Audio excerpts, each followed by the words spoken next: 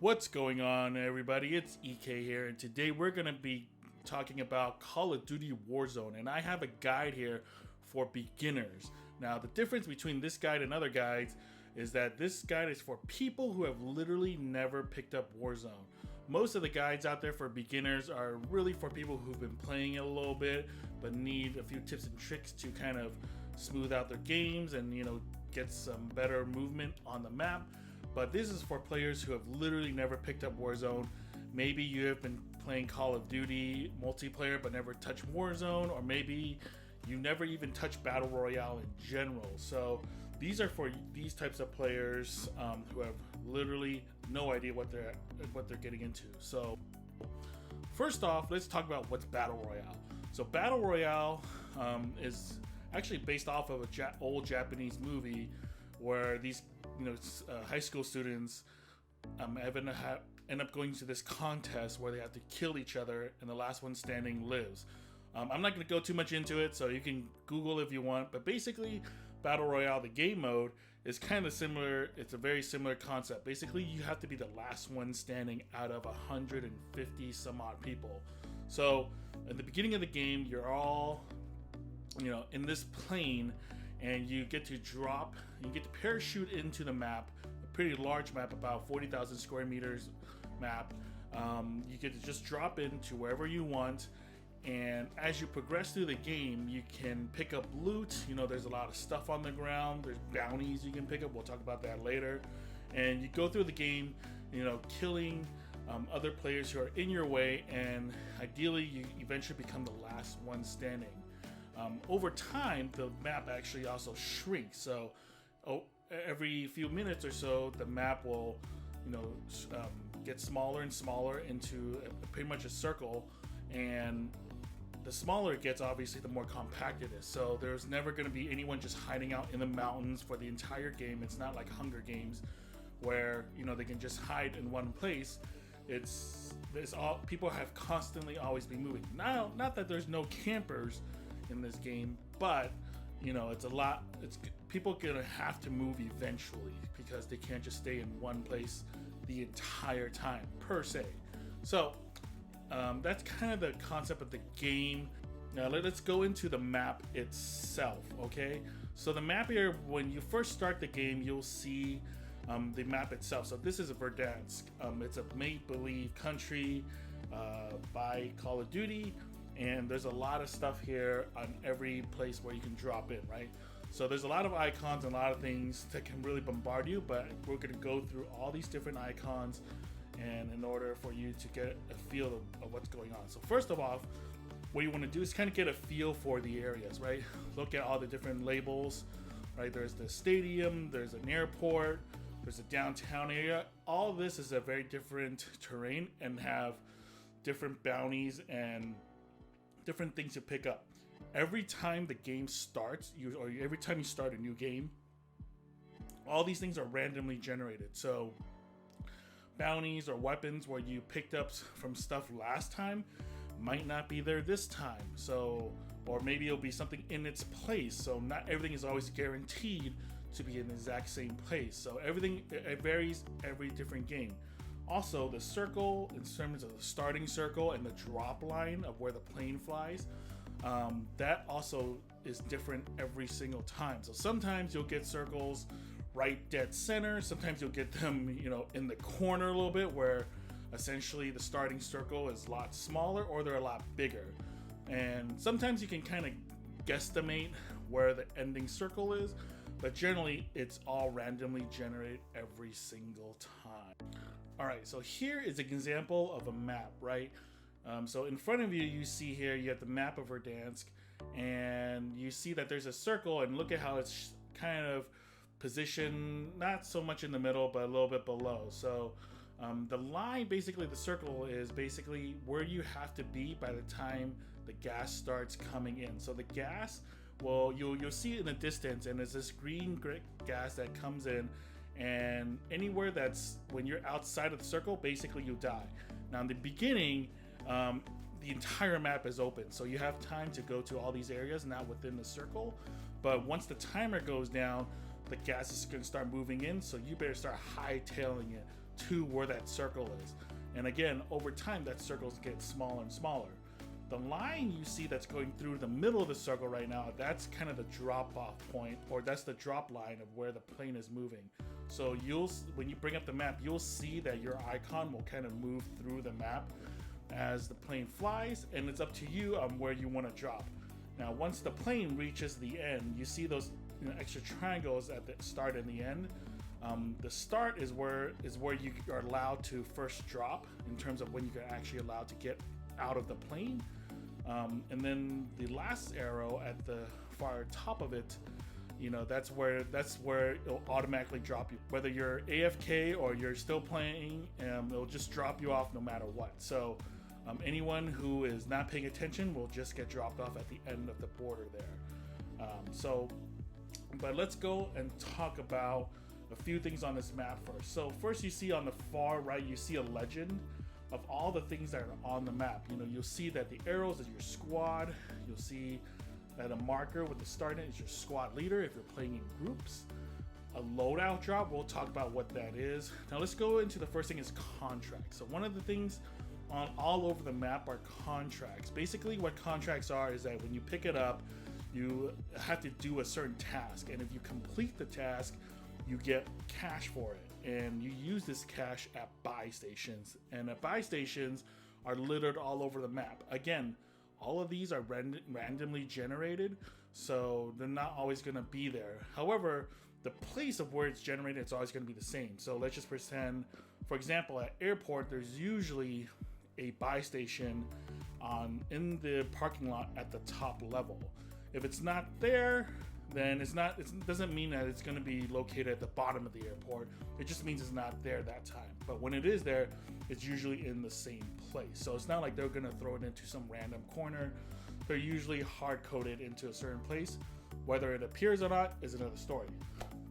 So first, let's go into what each different contract is. So at this point in Season 5, there's 4 different types of contracts. There's a bounty, which is basically when you pick up a bounty, a person that's close to you and your team gets marked as like a high value target. And basically they'll show up on your mini map, and they'll show up in this kind of giant yellow circle of like a general area of where the enemy is, right? So the objective is for you to go find that person and kill them. And once you kill them, you get some cash for it. Now, there is a time limit on all bounties. So you generally get a few minutes to go find them. And if you end up not finding them and not killing them within a lot of time, then basically they get money instead because they survived the contract. So, but you don't get anything subtracted from you. You just don't get the bounty. The good thing is that if you pick up a bounty and someone else kills the bounty, you still get rewarded for it. So it's actually in your best interest in the beginning of the game to pick up one of these, just so that, because in the beginning, a lot of people are just going to start dying off real quick, So picking up one of these has a good chance of someone else killing them, so it just gives you free money. Now, the next kind of contract is called Recon. Recon basically allows you to see where the next circle is, and if you do enough of these, it'll show you the final circle as well. So when you pick up a Recon, it'll tell you to go to another area, and once you get to that area, what it'll do is you'll get to the area. There's kind of like a mini satellite station going on, and basically it'll shoot up a flare. So let people know that you're reconning that area. But basically doing recons will give you an idea of where the next circle is, and also it'll give you money at the end of it. The next kind of contract is called supply run. So these supply runs are a little more difficult. So when you pick up one of these supply runs, basically they generally are pretty far away from you, about like 400 to 500 meters. One of the best ways to complete supply runs is to get into a vehicle, so an ATV, SUV, helicopter, something where it gets you there quick. That way you save a little time.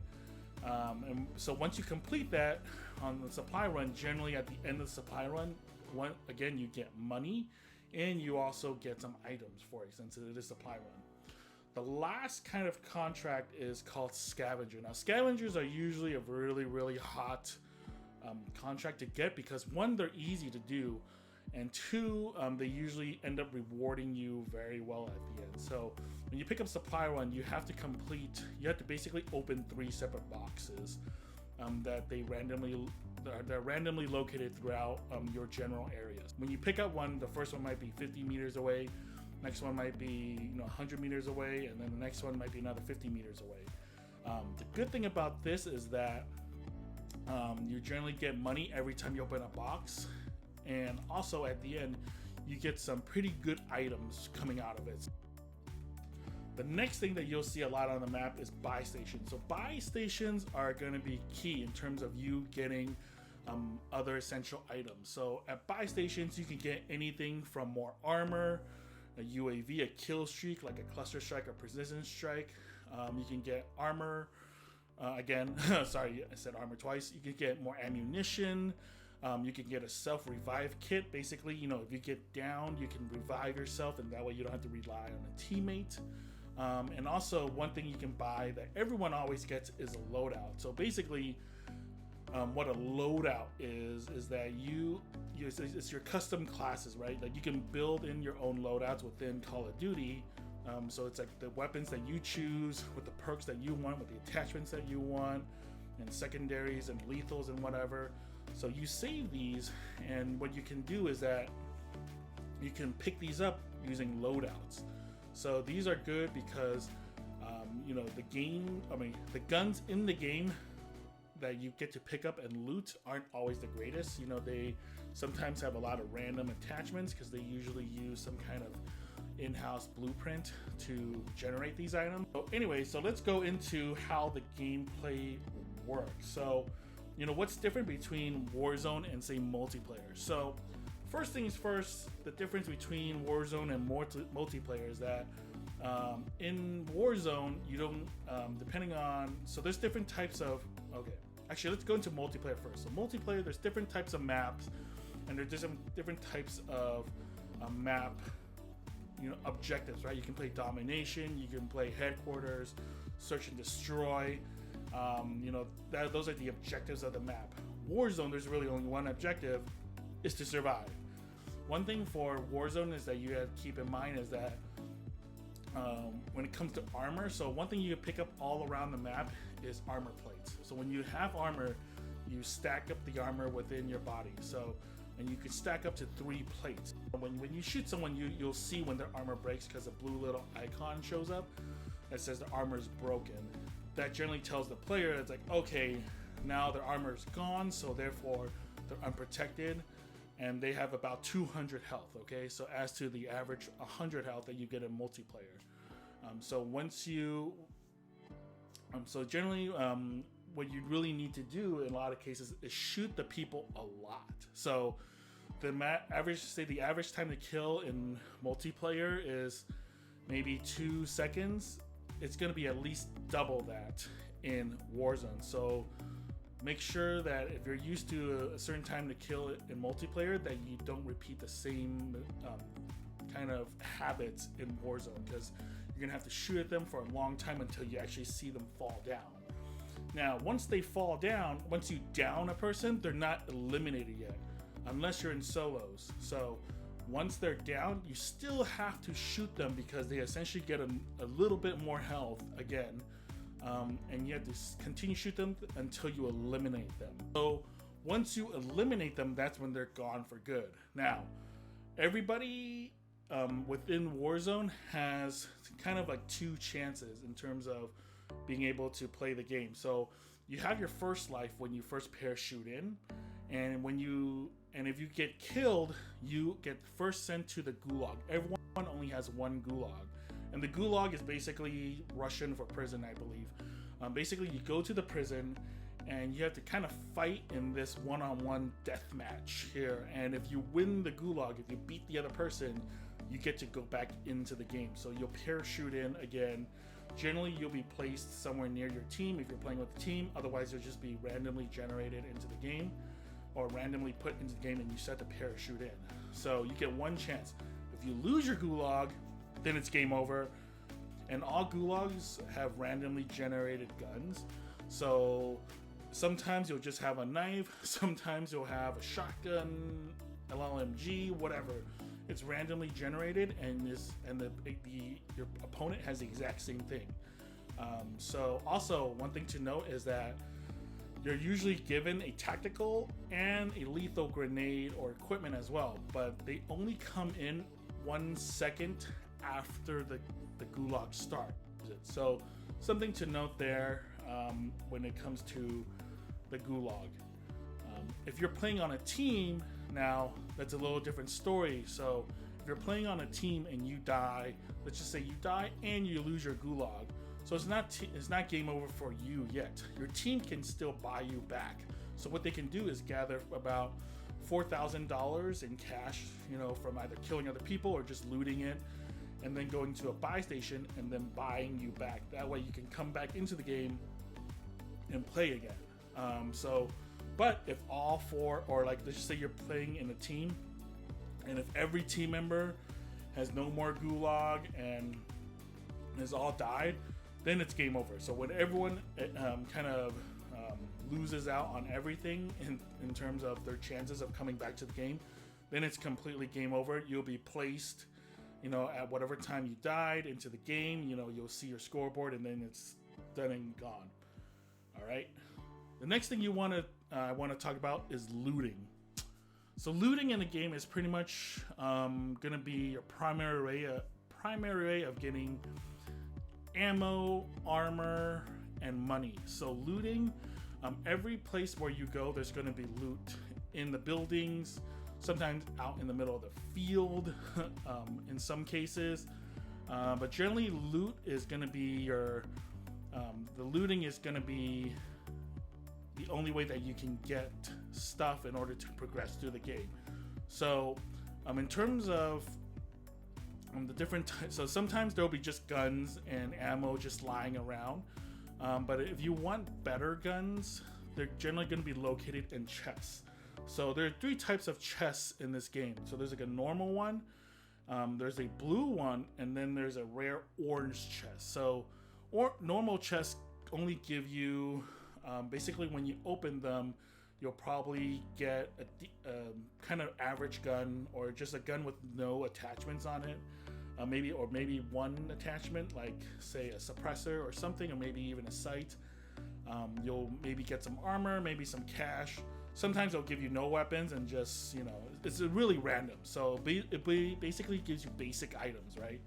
A blue chest, on the other hand, will again, it's kind of random, but the items are definitely more upgraded. So you have a chance of getting better items. So there'll be a chance of getting at least blue tier guns where they have a few attachments on them.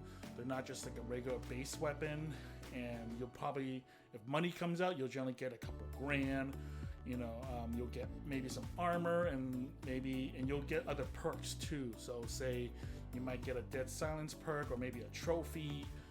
So other things that will just pop out of it.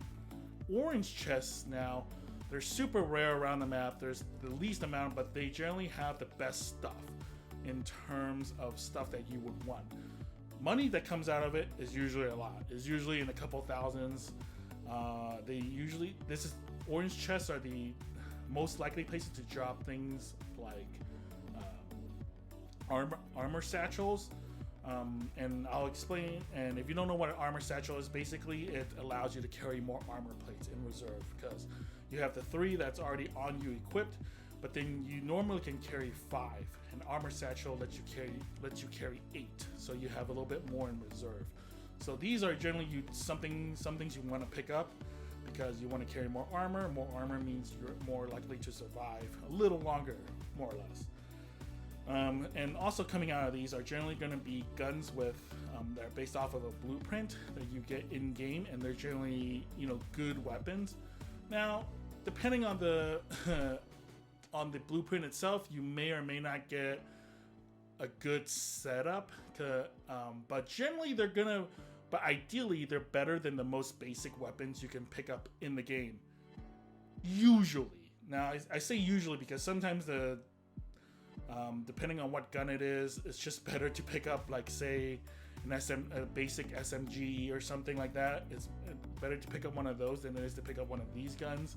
It really depends on what the gun is itself, but at the end of the day, there is a lot of good stuff that you can still get from it. You can get kill streaks from it, so you can pick up like a UAV, a cluster strike, a precision airstrike. So you still want to open those and see what's inside, and so you want to pick some stuff up. The guns itself, I'll leave it to you whether you want to pick it up or not. Again, this video is just for you guys who are seriously have never even played Warzone before. So I hope this helps.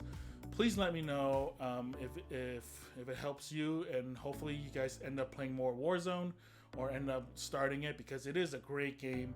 I personally never really played Battle Royale before. Like, I never played PUBG. I played PUBG like maybe once. I never played Fortnite.